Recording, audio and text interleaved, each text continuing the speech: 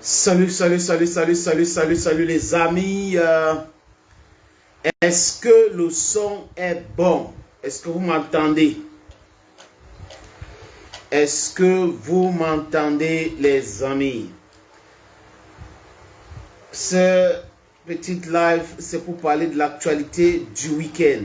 L'actualité de ce week-end. Il y a beaucoup d'informations les amis. Et comme vous avez vu épinglé là, nous allons parler de l'AES.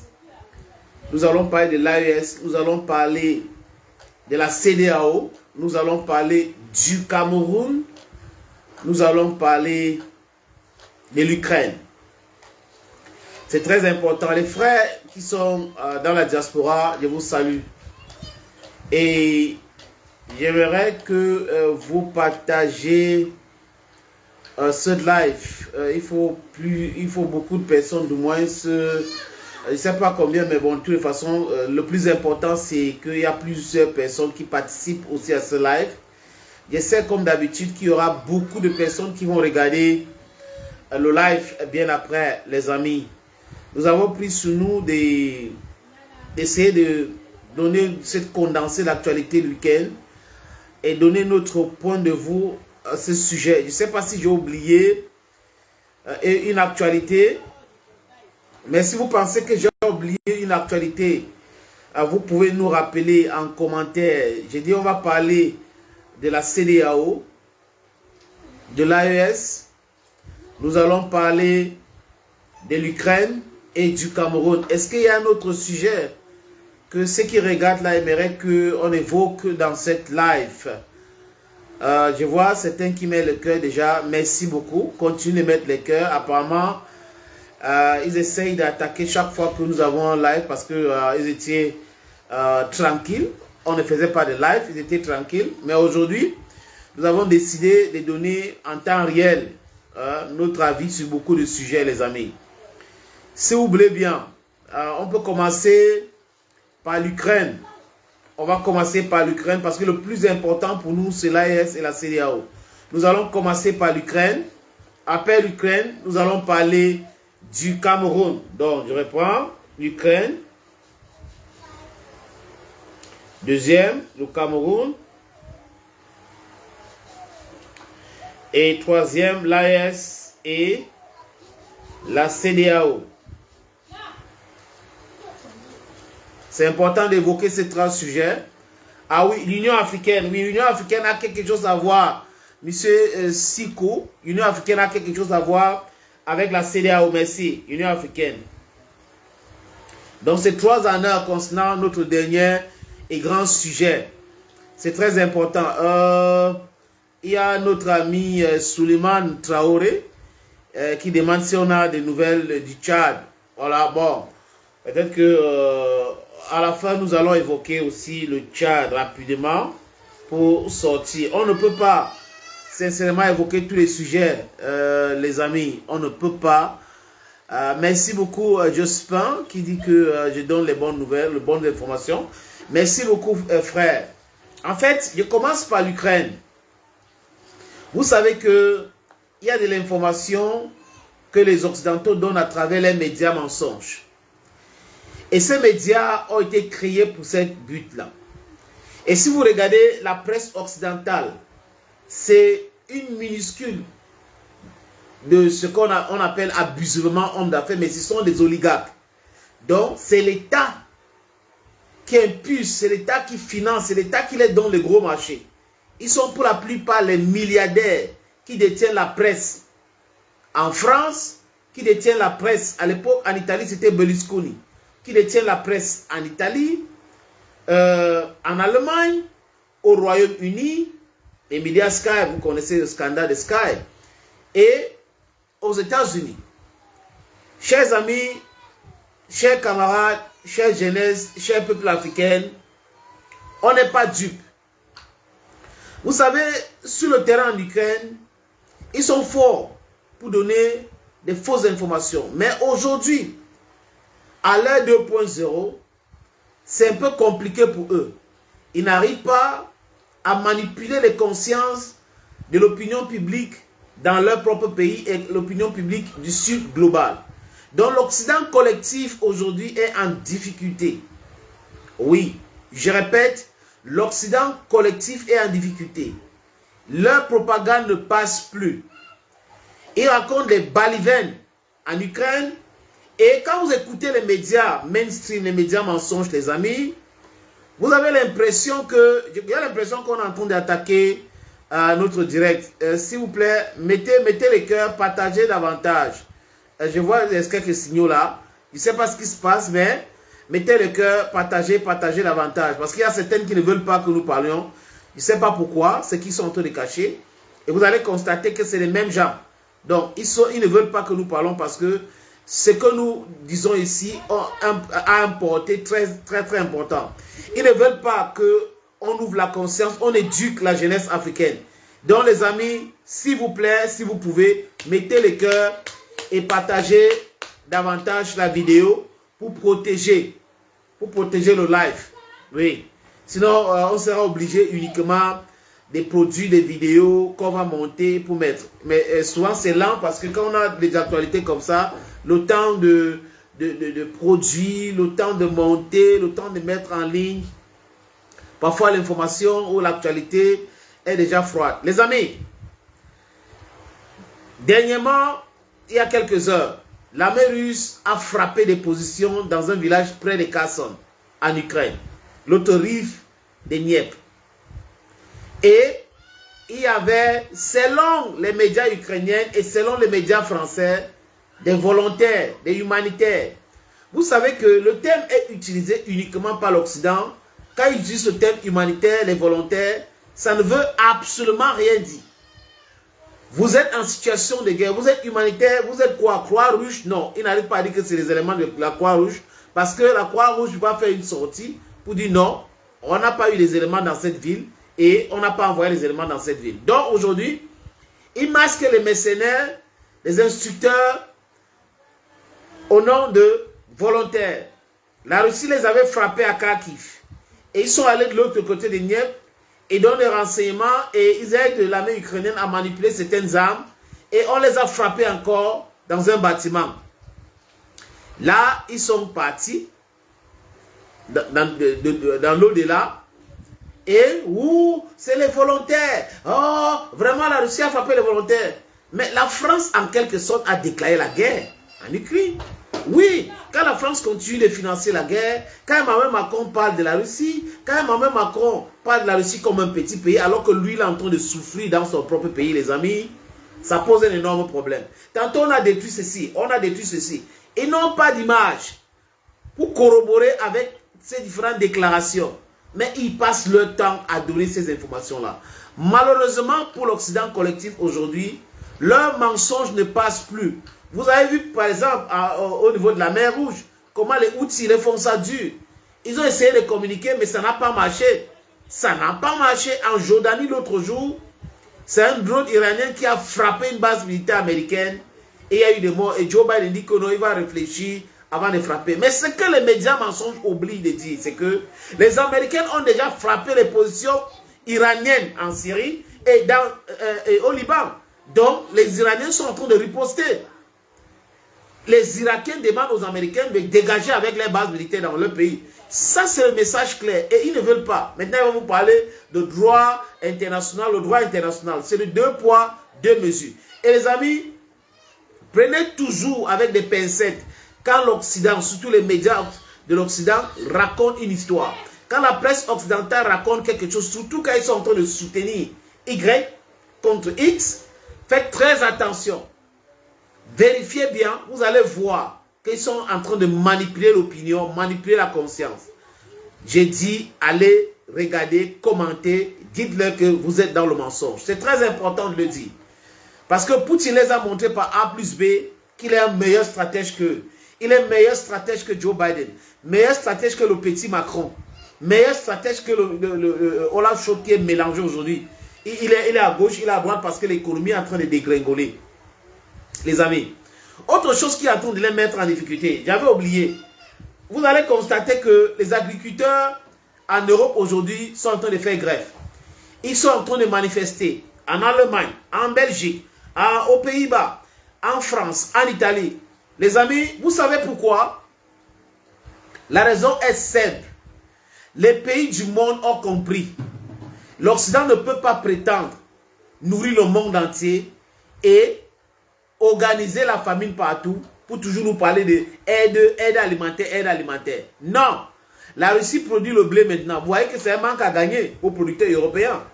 Les Romains, les Caucasiens, les Africains, surtout les pays du Sahel ont compris, ils sont en train de produire le blé, ils produisent encore le riz et tout ça. Et donc ça réduit leur marge de manœuvre et ça met en difficulté les agriculteurs qui exportaient les produits agricoles. Donc ça devient compliqué avec l'embargo de la Russie et autres. Et les gars se retrouvent en train de produire ce que la France, par exemple, n'arrive pas à consommer, ce que l'Italie n'arrive pas à consommer. Donc c'est normal. Et il y a des restrictions par-ci, par-là. L'autosuffisance alimentaire dans les pays du Sud, ça va continuer à mettre en difficulté les agriculteurs en Europe. Vous allez voir. Parce que l'Europe qui produisait pour le monde entier va produire pour l'Europe. Il y a donc combien de bouches si vous mécanisez l'agriculture comme ils ont déjà mécanisé l'agriculture? Ils mécanisaient l'agriculture parce qu'ils voulaient nourrir le monde entier. Aujourd'hui, nous avons compris qu'il faut mécaniser notre agriculture aussi pour avoir de l'indépendance alimentaire. Parce que qui dit indépendance alimentaire dit sortir des différents pièges, les chantages. C'est de ça qu'il est question, les amis. Fini les histoires de chantage. Donc, voyez comment la société est en train de papeler, comme on dit chez nous. Et ces gens ont été toujours comme ça. Vous savez, pour la petite histoire, c'est très important l'histoire. Et je dis souvent quand je discute avec certains de mes collaborateurs et certains de mes amis, que c'est toujours bien de connaître l'histoire avant d'évoquer certains sujets ou avant d'en débattre. Parce que si vous ne connaissez pas bien l'histoire, vous ne pouvez pas savoir de quoi vous parlez. L'Empire romain avait pignon sur rue. L'Empire romain, c'est l'Europe quand on parle de l'Empire romain. Quand on parle de l'Empire ottoman, c'est la Turquie et les pays arabes pour la plupart que la Turquie contrôlait. L'Empire romain n'a pas subi une guerre pour éclater. C'est un fait. L'Empire romain a fait quoi? C'est éclaté de l'intérieur. Parce que cet empire, entre eux, il y avait les petits groupes de personnes qui voulaient avoir leur propre royaume. C'est comme ça que l'Empire romain s'est éclaté. On a eu donc le royaume de France, le Royaume-Uni, le royaume d'Angleterre, royaume de Belgique, royaume de Pays-Bas. Donc c'est des royaumes partout. Et ils ont fait la guerre entre eux. C'est comme ça qu'il y a eu l'autodestruction. Et après, ils se sont dit, mais à bon sang, comme ça se passe là, qu'est-ce qu'on va faire? Ils ont commencé à réfléchir sur l'esclavage. L'esclavage avec la nationalisation de l'Église. C'est ça qu'ils ont utilisé pour venir en Afrique, alors que cette Église qu'ils ont blanchie était la tradition africaine. Et ils sont venus ici avec, pour nous assouplir, pour travailler notre mémoire, faire ce qu'on appelle brainwashing. Et là, c'était bon. Esclavage, colonisation, néocolonisation. La jeunesse actuelle africaine est mieux outillée à toutes les informations. C'est pour cette raison que je dis toujours qu'il ne faut jamais, les amis, il ne faut jamais, à grand jamais, oublier notre histoire. Bob Marley avait dit, if you don't know your history, then you don't know where you're coming from. And if you don't know where you're coming from, you cannot build a better future. So you should know your history and know where you're coming from and where you're going to. It's very, very, very important, friends. Quand j'ai fini de dire ça, les amis, le plus important est en train d'arriver. Nous allons parler de l'AES et la CEDEAO et l'Union africaine. Maintenant, le Cameroun. Ça, c'est un scandale. Et c'est un scandale qui va aussi pour beaucoup de pays africains. Parce que vous avez une institution qui a été créée juste après la Deuxième Guerre mondiale, qu'on appelle les instituts de Bretton Woods. Ça a été fait pour appauvrir l'Afrique. Toute la politique que pratique la Banque mondiale et le Fonds monétaire international, c'est pour appauvrir l'Afrique. Voyez-vous, des gens qui disent qu'ils sont des démocrates, ils parlent à longueur de journée des droits de l'homme. Quand quelqu'un ne peut pas manger parce que l'autre l'a affamé, c'est le droit de quoi? C'est cynique quand même. L'Europe est responsable du sous-développement de l'Afrique avec des individus que l'Europe a imposé ou l'Occident collectif a imposé chez nous comme chef d'État. Des gens qui ne luttent pas pour l'intérêt de nos pays. Et quand ils voient des gens, des leaders qui naissent, qui veulent lutter pour l'indépendance totale, ils commencent à les donner des noms. Les putschistes, la junte, les dictateurs. Gaddafi était meilleur que Sarkozy, mélangé avec Chirac et l'autre qu'on appelle Macron. Ah oui. Parce que son peuple vivait bien. Il avait nationalisé le pétrole dans son pays et ça se vendait trop cher. Et il développait son pays. On aimerait voir un président en Afrique centrale ou le président camerounais qui a fait 42 ans au pouvoir. Pour quel résultat, les amis? On est en train de parler aujourd'hui de la hausse de prix du carburant. Vous savez pourquoi? Parce que le Fonds monétaire international les a demandé d'enlever la subvention sur les produits pétroliers. Oui, quand on enlève la subvention, on va asphyxier le peuple. Mais le paradoxe géologique dans tout ce que je suis en train de dire, les amis, c'est quoi? C'est que nous sommes les pays producteurs de produits pétroliers. Nous produisons le gaz. Ici à Longbaba, nous produisons le pétrole. Nous produisons la plupart de ce produit-là. Mais on n'arrive pas, pour le pétrole par exemple, à craquer localement. On n'a pas de raffinerie. Quand on vous parle de Sonara, c'est une grosse arnaque. La Sonara, elle a justement pour acheter le carburant. Ce n'est pas de raffinerie, les amis. Donc vous voyez que nous produisons les choses qu'on envoie en France qui n'a pas le pétrole, qui n'a rien en brut. Et la France fait tourner les raffineries. Et on achète donc le carburant fini, donc le produit fini, à la France et beaucoup d'autres pays. Les pays arabes ont compris, Dubaï et les autres. Ils ont compris, ils raffinent leur pétrole. Et aujourd'hui, regardez l'économie. Pourquoi certaines personnes qui ont fait 42 ans au pouvoir jusqu'à présent n'ont jamais pensé, les amis, de construire des raffinages, des raffineries, désolé les amis, des raffineries pour pouvoir rendre la vie agréable au peuple. Pourquoi? Parce qu'ils sont là pour protéger leurs intérêts. On ne peut pas être un pays producteur et on n'a pas ce produit et on souffre. Ça n'a pas de sens. Et c'est pour cette raison que nous sommes en train de soutenir aujourd'hui Ibrahim Traoré, Assimi Goïta et Abdourahmane Tiani. À chaque fois qu'on découvre quelque chose chez nous, il faut de la plus-value. Donc il faut transformer localement. Et on vend le produit fini. Si le Cameroun vendait le produit fini, on ne serait pas dans cette situation. Des subventions par-ci, subventions par-là. Donc le Fonds monétaire international et la Banque dite mondiale ont été créés pour amener une politique d'appauvrissement de l'Afrique. C'est pour cette raison qu'ils passent leur temps à nous endetter de façon sauvage parce qu'ils savent que c'est les kleptomanes qui gèrent cet argent et ces kleptomanes vont prendre cet argent et manger. Et souvent même, c'est des dettes sales. Il y a deux formes de dettes, deux qualités de dettes, les amis. Les dettes propres et les dettes sales. Les dettes propres, c'est pour investir, c'est pour construire, hein? C'est pour créer des industries. Mais les dettes sales, c'est ce qu'on prend là, hein, pour mettre dans les voitures, dans les ordinateurs, dans les choses bidons, les amis. Et c'est le peuple qui souffre aujourd'hui, les amis. Donc, l'augmentation, ils sont en train de réfléchir à quel moment annoncer, je ne sais pas si c'est aujourd'hui qu'ils vont annoncer ou c'est demain, l'augmentation du prix de produits pétroliers. C'est quand même incroyable qu'un pays producteur n'arrive pas à satisfaire son propre marché et passe son temps à aller acheter ailleurs. Et il y a des gens, quand même, qui trouvent à expliquer à certains Camerounais que Paul Biya a bien travaillé. C'est terrible. Je ne suis pas de cet avis. Je ne peux jamais être de cet avis. Parce que de mon point de vue, c'est quand même compliqué.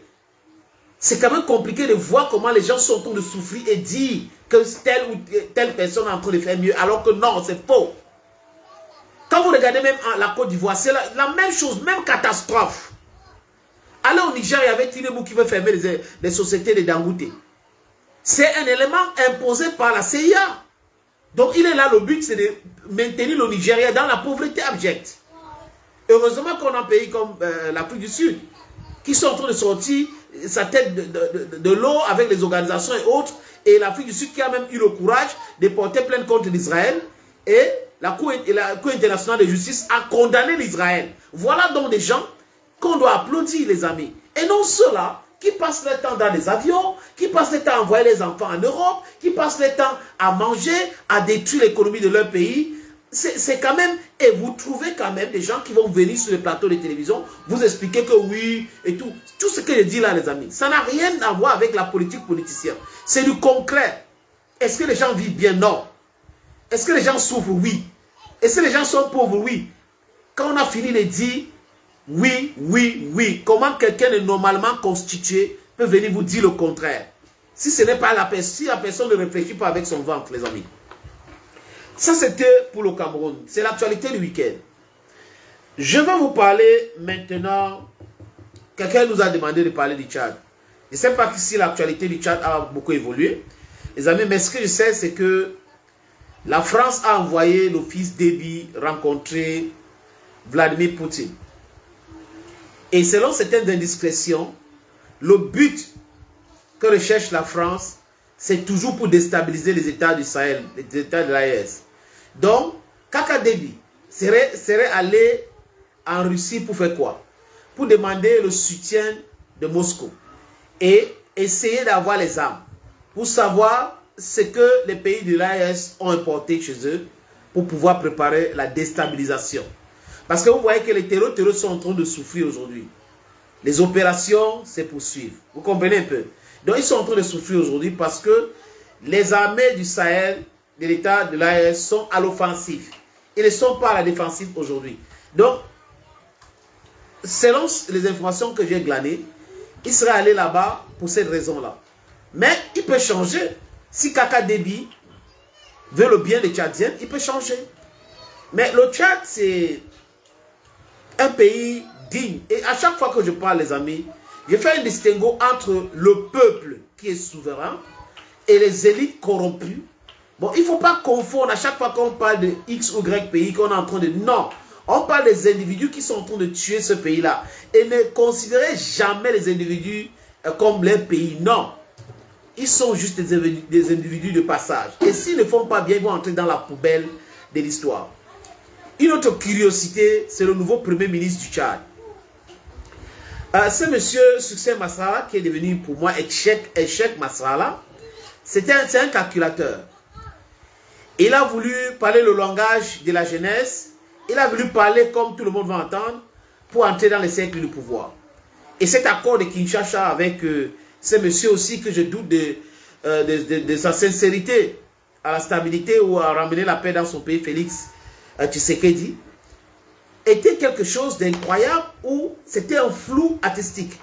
Et là, on voit le monsieur qui était pourchassé, qui arrive dans son pays, Succès Masrala, il devient Premier ministre. C'est quand même terrible de comprendre cela, les amis. Donc, on va attendre l'évolution de la situation au Tchad. Mais seulement, le peuple tchadien ne va jamais écouter ce monsieur. Parce qu'il sera en difficulté demain. Vous allez voir. Il sera en difficulté demain. Et là, il va commencer à convoquer le peuple.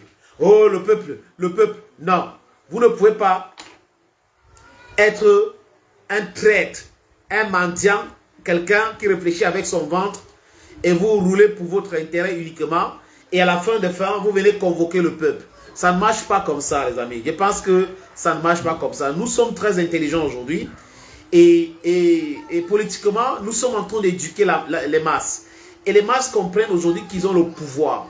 Et ce pouvoir-là, les amis, on ne peut pas les arracher aujourd'hui. Parce que quoi? Le nombre est de notre côté. Je répète, le nombre est de notre côté. Et il ne faut pas rigoler avec le peuple. Un peuple décidé peut vraiment porter même les montagnes, déplacer les montagnes. Ça, c'est pour le Tchad, les amis. Maintenant, l'autre sujet phare, c'est l'AES. J'ai vu Matthew Miller. C'est qui Matthew Miller? C'est le porte-parole du département d'État américain. Et quand on parle de département d'État américain, on parle du ministère des Affaires étrangères. Oui. Il a dit quoi? Il conseille au pays de l'AES de réintégrer la CEDEAO. Je vous ai dit ici, les amis, que quand l'Occident met sa bouche pour apprécier une organisation, c'est là où il faut dissoudre cette organisation. Quand l'Occident met sa bouche pour apprécier un président, c'est là où il faut qu'il tombe. Parce qu'il roule pour eux. Donc les Américains qui passent le temps aujourd'hui à demander aux États d'Israël, non, il faut réintégrer cette organisation, ce n'est pas bon. Ça veut dire quoi, les amis? Ça veut dire que la France et les Américains contrôlent la CEDEAO. Donc au sein de la CEDEAO, c'est facile pour eux de vous contrôler. Et comme ces pays ont créé l'Alliance des États du Sahel, et ils n'étaient pas là à la création, ils n'ont pas les conseillers comme ils en voient partout, et ils n'arrivent pas à subventionner cette alliance, ça devient compliqué de manigancer, de manipuler ces leaders-là. Donc du coup, qu'est-ce qu'ils disent? Il faut réintégrer la CEDEAO. Du gros n'importe quoi. De quoi ils se mêlent? Quand les Américains décident de quitter un accord, est-ce qu'ils demandent l'opinion des pays de l'Iptako-Gouma? Ils ne demandent pas l'avis des pays de l'Iptako-Gouma. Pourquoi les pays de l'Iptako-Gouma vont venir demander l'avis des Américains ou des Français ou des Européens? Mêlez-vous de ce qui vous concerne. Les États du Sahel vous ont rien demandé. Ah oui, rien demandé. Mêlez-vous de ce qui vous concerne. Ils ont décidé de partir et c'est bon. J'ai vu un troubadour là, sur France 24, en train d'expliquer que oui, il y a une compatibilité entre les États parce que au Mali, c'est les colonels qui gèrent le pays. Au Burkina Faso, c'est les capitaines qui gèrent le pays. Au Niger, c'est les généraux qui gèrent le pays. Quand vous ne comprenez pas quelque chose, hein, il faut la boucler. Il s'appelle Serge Daniel. Il faut la boucler. Même son nom indique qu'il est vendu. Oui, il est vendu. C'est-à-dire que pour lui, c'est la France, la France. Comme son ventre et son passeport est estampillé, il a le vignette. Il pense que c'est tout cela, les amis. Il fait la honte du journalisme et des vrais Africains, les amis. Les Américains, on vous a vu, on sait. Après que Anthony Blinken a fait sa tournée en Afrique pour demander aux pays, la Côte d'Ivoire, le Bénin, je cite juste ces pays-là, d'accueillir les bases militaires américaines de drones de surveillance et d'attaque, et pas, on lui a sauté, c'est-à-dire que, oh, Ibrahim Traoré, Assimi Goïta, Abdourahmane Tiani.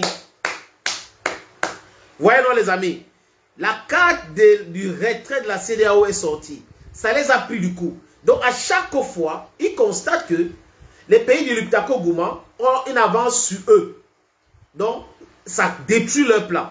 Pendant que Macron était en train de discuter avec Ouattara et Tinubu comment faire pour asphyxier le Niger et les pays, le Mali et le Burkina Faso, il y a la carte qui est sortie. Ah, bam, retrait de la CEDEAO. Donc, ils n'ont plus de levier pour pouvoir mettre la pression sur ces pays-là. Et là, la peur actuelle, c'est quoi, les amis? C'est la création d'une nouvelle monnaie.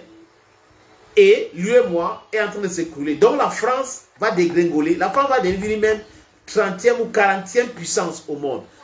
L'affaire de France CFA, c'est bon, hein, les amis. Dans quelques mois ou quelques années, ça sera bon, hein. Quand ça va tomber en Afrique de l'Ouest, c'est bon, en Afrique centrale, ça sera automatique, les amis. Vous allez voir, c'est comme les indépendances. Où il y a le Ghana qui a eu son indépendance et ça a créé un effet partout en Afrique et l'Afrique s'est libérée rapidement. Ça sera exactement comme ça parce qu'il faut un centre de gravité. Vous comprenez? Il faut un centre de gravité. Là, il est en train de faire ça très dur, les amis. Autre chose, quand j'ai fini de parler des Américains qui se mêlent de ce qui ne les concerne pas, je parle maintenant, les amis, de l'Union africaine. Moi, c'est mon avis, je ne sais pas pour vous, il faut dissoudre l'Union africaine. L'Union africaine ne sert absolument à rien. C'est un gouffre à sous. L'Union africaine sert uniquement pour les différents parades des chefs d'État. C'est comme si c'est le défilé de mots, c'est tout l'Union africaine. Vous ne pouvez pas avoir une organisation panafricaine qui n'est pas financée par les Africains, qui est financée par les Européens et les Américains. Et nous tous, nous savons qu'il y a une majorité de conseillers européens au sein de l'Union africaine. Donc, on ne peut pas avoir de secrets. Dernièrement, l'Afrique du Sud a même menacé de quitter l'Union africaine. Pourquoi? Parce que l'Union africaine voulait donner un droit d'observateur à l'Israël. Et l'Afrique du Sud a dit niet, on ne peut pas avoir un pays colonisateur qui pratique la ségrégation et qui vient observer pour dire quoi? On n'a pas de secret. On ne peut pas aller observer au Congrès américain comment les travaux se passent. On ne peut pas aller à l'Union européenne observer, mais ils peuvent venir chez nous observer. À quoi donc servent les conseillers européens au sein de l'Union africaine? Si c'est la réciprocité, pourquoi donc il n'y a pas de conseillers africains au sein de l'Union européenne? Donc il faut en finir avec cela. Donc je pense qu'il faut une réforme vraiment profonde au niveau de l'Union africaine. Parce que cette organisation ne sert à rien. Quand M. Faki dit, il regrette le fait que le Mali, le Niger, le Burkina Faso soient sortis de la CEDEAO. Ça, c'est de la mauvaise foi. C'est caractérisé par la mauvaise foi, les amis. Comment quelqu'un qui voit que le Burkina Faso était en train de souffrir, le Mali souffrait, le Niger est dans les problèmes, il ne s'intéresse pas à parler du dialogue pour qu'on arrête les sanctions illégales, illégitimes. La CEDEAO sanctionne un pays sans respecter ses propres textes. On n'a pas vu l'Union africaine s'activer pour mettre un thème à cela, pour condamner cela. Mais aujourd'hui, quand les pays décident de prendre leur indépendance, nous regrettons le fait que... Donc voilà des esclaves qui ne veulent pas s'affranchir. C'est ce que Thomas Sankara disait. On n'a pas à s'apitoyer sur le sort d'un esclave qui ne veut pas se libérer. L'Afrique aujourd'hui doit en finir avec ces organisations qui ne les servent à rien. Le Fonds monétaire international, la Banque mondiale, il y a les banques de BRICS, les banques de Vissement, on doit aller plutôt là-bas. Les Nations Unies, à quoi servent les Nations Unies au peuple africain aujourd'hui? Si ce n'est pas que c'est justement une tribune pour aller dire ce qu'on pense. Les Nations Unies ne servent pas l'intérêt des Africains. L'Union africaine ne sert pas les intérêts des Africains. La CEMAC, la CEDEAO, ce sont des organisations moribondes qui ont été infiodées, qui sont contrôlées par des puissances extérieures. Ce sont des faits, les amis. Sinon, on ne devait pas voir les officiels français se balader à la télé pour dire oui, la CEDEAO va faire ceci, la CEDEAO va faire cela. Qui reste avec les ports? Les pays de l'Iptako Gouma vont choisir un pays où ils vont transiter leurs marchandises, peut-être deux, pour diversifier. Et les autres vont gérer leur économie avec leurs ports. Ils verront, les amis, la réalité. Et vous allez voir, certaines personnes vides de connaissances, certaines personnes qui ne comprennent pas la réalité vont venir vous dire il y aura le titre de séjour, les gens vont payer les titres de séjour. Mais vous êtes sérieux? Et même, vous pensez que, par exemple, dans la zone CEMAP, tous les pays ont cela. Oui. Est-ce que les gens qui vivent au Gabon, les Gabonais qui vivent au Cameroun sont déjà morts? Ils payent. Donc ce n'est pas un problème. Les Burkinabés qui sont en Côte d'Ivoire vont payer. Ne pensez pas qu'on peut vendre l'avenir des gens par rapport à une histoire de carte de séjour. Ne pensez pas comme ça. Le peuple africain a besoin de leaders qui les montrent le chemin en disant voilà ce qu'on est en train de faire. Et nous adhérons parce qu'on voit l'avenir.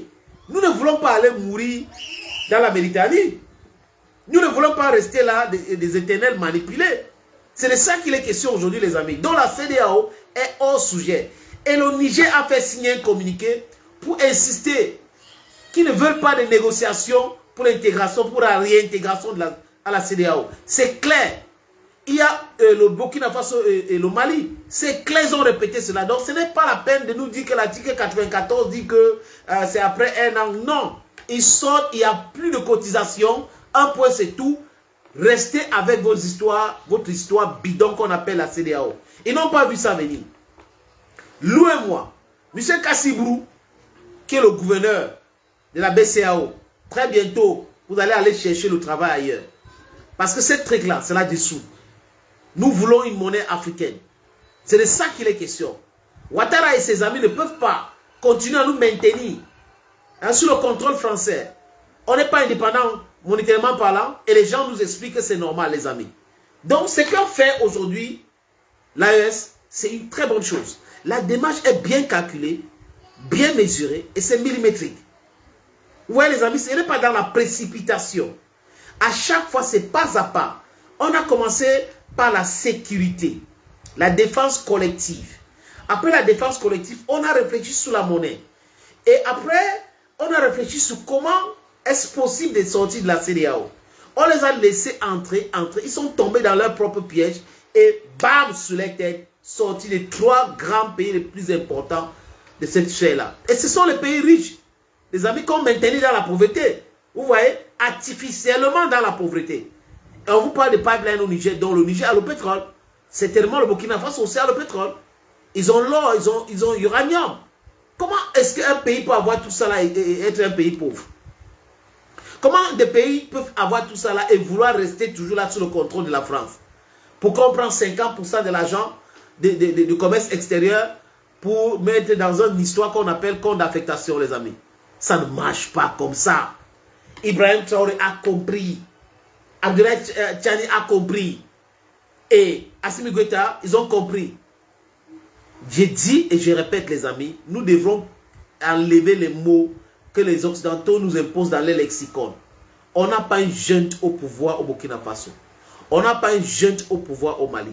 On n'a pas une junte au pouvoir au Niger. Nous avons les nouvelles autorités panafricaines qui sont en train de libérer les pays des chaînes de l'esclavage. Ils sont en train de briser ces chaînes-là, les amis.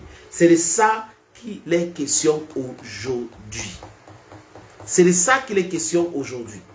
Donc, vous qui écoutez, partagez ce message. C'est très important. Nous voulons être libres. Nous sommes en train de nous battre pour être libres.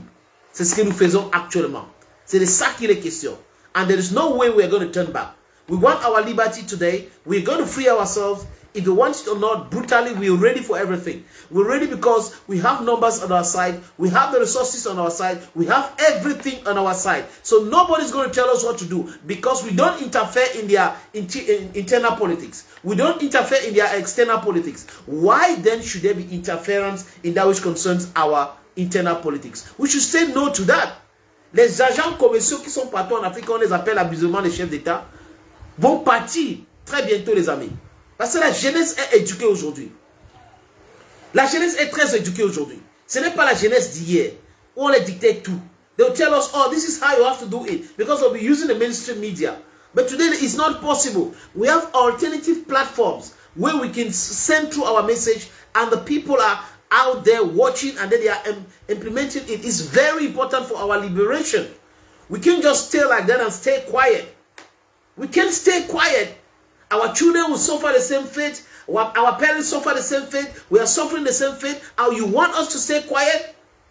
No normal African youth should stay quiet in the face of injustice. We all should fight against injustice, dear friends. It's very important to say that. It's very important to do everything to liberate ourselves. Malcolm X avait dit quelque chose de très important. Si vous voulez la liberté, vous devrez tout faire pour avoir cette liberté. La seule chose qu'ils vont faire, c'est de vous traiter des nègres malades, dont les gens débiles. C'est tout. Nous acceptons qu'ils nous traitent de trolls, ceci, trolls, cela. Mais ils doivent comprendre que ce que nous faisons aujourd'hui, ce n'est pas pour aller chercher un autre maître. Non, la Russie ne cherche pas à contrôler l'Afrique. La Russie fait les affaires avec l'Afrique. Si la Russie cherchait cela, les amis, il y a cela longtemps que la Russie devait demander de se débarrasser des X, Y. Non, la Russie est là pour les affaires. La Russie est là pour la sécurité. L'autre jour, Ibrahim Traoré a dit que la Russie les vend tout. La Russie vend tout. Alors que les Occidentaux ou l'Occident collectif refusent en disant que ce sont les armes létales, on ne peut pas vous vendre ça. Parce qu'ils savent qu'ils sont en train d'envoyer ces armes létales au terreau pour pouvoir déstabiliser ces États-là. Je vous ai dit que l'Empire romain a été désintégré par les Caucasiens eux-mêmes. Aujourd'hui, l'Empire anglo-américain est en train de s'effondrer. Et c'est toujours entre eux, les amis. Parce que c'est un panier à crabes. Nous n'avons rien à voir dans leur déclin. Tout ce que nous voulons, c'est notre liberté. Donc, si leur puissance était parce qu'ils contrôlaient l'Afrique, sachez que c'est peine perdue pour eux, les amis, aujourd'hui. Les pays africains sont en train de réfléchir sur comment annuler les visas, promouvoir le libre-échange, créer une monnaie africaine, créer une armée africaine. Parce que c'est uniquement comme ça que nous pouvons être forts. That is the only way we can use to be stronger, friends. Very soon I'll put an end to this live. Je vais prendre quelques messages. Mais je vois un message, les amis, quand c'est long comme ça, c'est compliqué de lire. Hein. Ibrahim Tiandro Biogo, qui a dit bonsoir camarade, bonsoir frère. La France, il était temps que tous les Camerounais s'y intéressent à la politique de leur pays, qui prétend ne pas être politicien. Mon frère, ça me gagne quand même. On voit les footballeurs qui disent non, moi je suis footballeur, je ne fais pas la politique. On voit les musiciens, je suis musicien, je ne fais pas la politique. On voit les influenceurs, je suis influenceur, je ne fais pas la politique. Mais quand ils sont dans la situation de l'injustice, ils convoquent l'opinion publique. Ils demandent au peuple de leur venir en aide. Mais ils sont incapables de se prononcer sur toutes les injustices qu'on est en train de subir. Ils ne veulent pas. À quoi est-ce qu'un footballeur, s'il parle contre l'injustice, est en train de faire la politique? On demande de parler contre l'injustice. C'est de ça qu'il est question. Ça ne fait pas de vous quelqu'un qui fait la politique politicien. Donc vous voulez seulement que les gens viennent liker vos posts, les gens viennent sur les réseaux sociaux, vous appréciez vos voitures et tout ça. Du n'importe quoi. Parlez des choses qui concernent des gens. Quand le peuple souffre et vous ne vous prononcez pas, attendez-vous à ce que le jour où vous serez dans une situation difficile, le peuple aussi va fermer sa bouche. C'est de ça qu'il est question.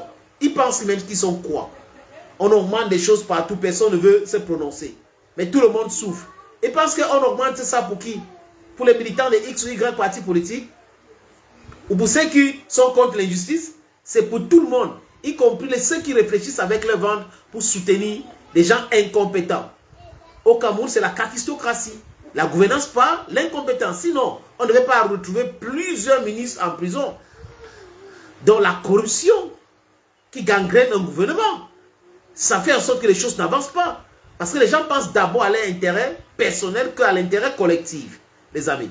Je vais prendre, désormais, nous allons commencer à réguler les sports et sports en Afrique. C'est de ça qu'il est question, les amis.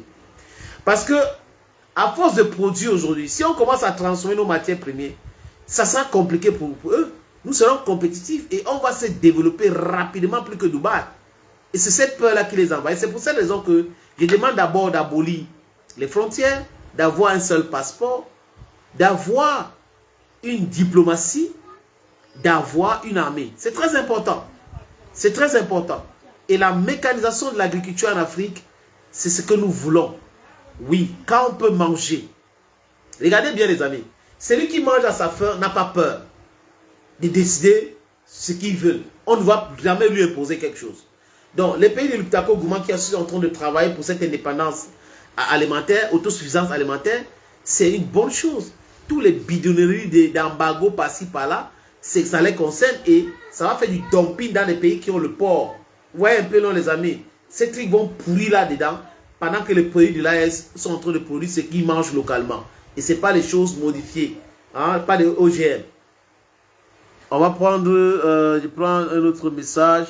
Le Vatican est un danger pour l'Afrique. Vive nos chefs d'État du Sahel. Mais je vous ai parlé de la nationalisation du christianisme, les amis. Le christianisme, c'est quelque chose qui a été créé de toutes pièces pour maintenir le peuple noir, toujours dans l'expectative que la vie meilleure va venir après la mort. C'est le rôle du christianisme ou de la religion. Hein. La religion a été faite, je répète, pour faire savoir au peuple africain et les enseigner que une vie meilleure, c'est après la mort. Quand on est mort, on est mort. Quand on est mort, on est mort. Arrêtez avec l'escroquerie. Donc on est là, on a des choses, on ne va pas exploiter. Les gens viennent exploiter à notre place et on nous demande de prier Dieu. C'est la volonté de Dieu. Vous voyez, il y a la vie après la mort et quand vous mourrez, vous allez au paradis. Ce n'est pas possible. On va aller au paradis. Donc on souffre là. On voit qu'on est en train de nous piller. On reste bouche bée. On ne dit rien. Qui ne dit rien consent. Donc les Africains ont consenti dans leur souffrance depuis longtemps. Mais aujourd'hui, ils se sont réveillés. Donc comprenez cela. Vous voulez nous parler de l'église, les églises tous les jours. Désormais, il y a quelqu'un qui a écrit: la France n'est pas une nation de guerre. Très faible en stratégie de défense. Poutine est un génie. C'est vrai, mon frère. Un autre message. Oh là là, j'arrive pas à voir ce message. Voici mon les gens, ce qui lui ne font pas gagner grâce au paris sportif.